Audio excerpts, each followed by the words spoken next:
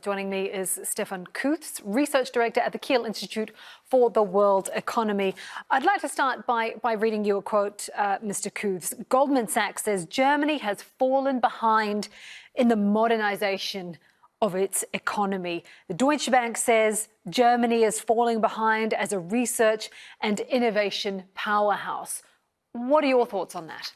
I would say this is only half true. If we look at R&D expenditure in the private sector and the corporate sector, there Germany still holds a very strong position. Also, the professional education system is clearly an important pillar of the economy, which is still working very well.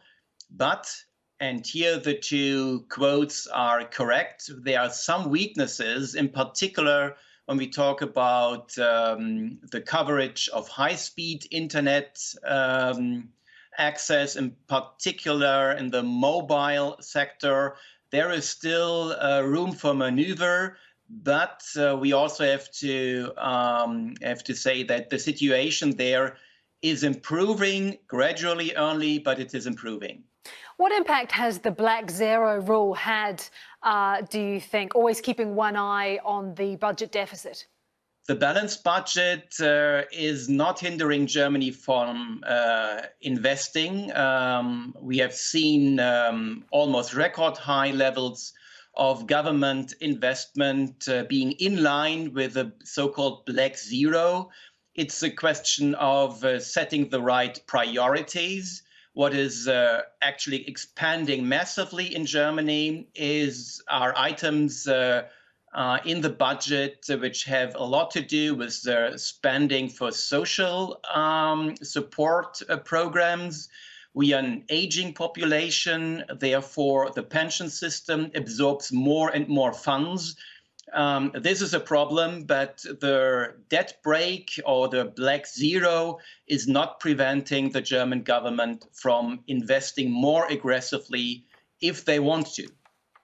Has Germany grown too dependent on its trade with China?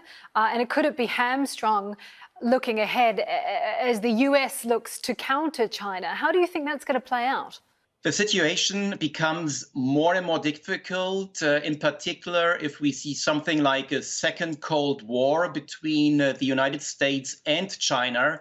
So it would be a huge problem for German exporters, but not only for exporters, but for corporates in general, because China today is already a very important production hub for Germany-based companies.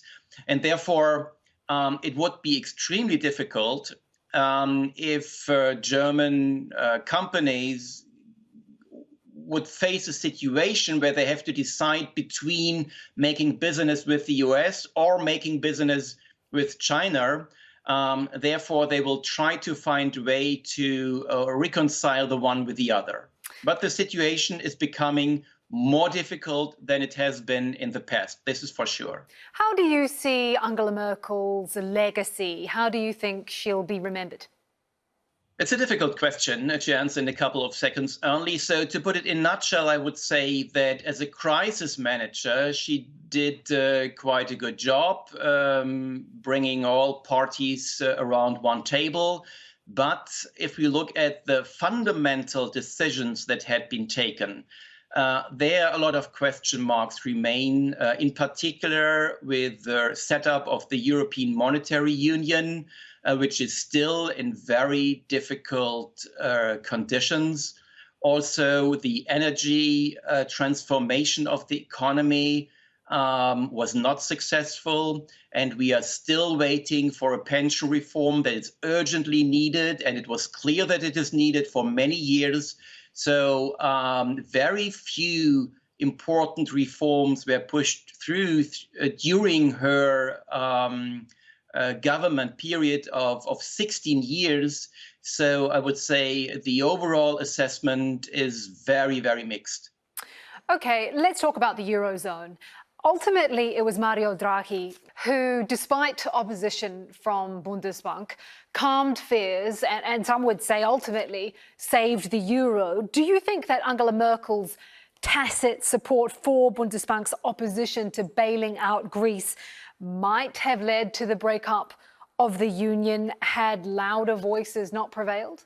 I would say that Germany didn't play a very helpful role here because they tried to keep the European Monetary Union together at any cost. And by so doing, they gave up important principles, in particular the principle that there should not be a debt union within the monetary union. But this is crucial for fiscal discipline on the level of the member states. And what we are currently observing is that the fiscal rules that had been adopted are more or less neglected by everyone.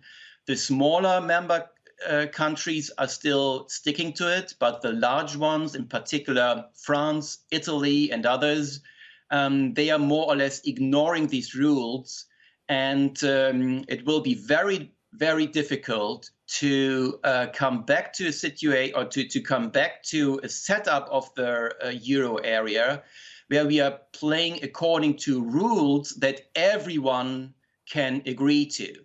I would say this is the fundamental problem of the Eurozone, is that there is no consensus in monetary policy making.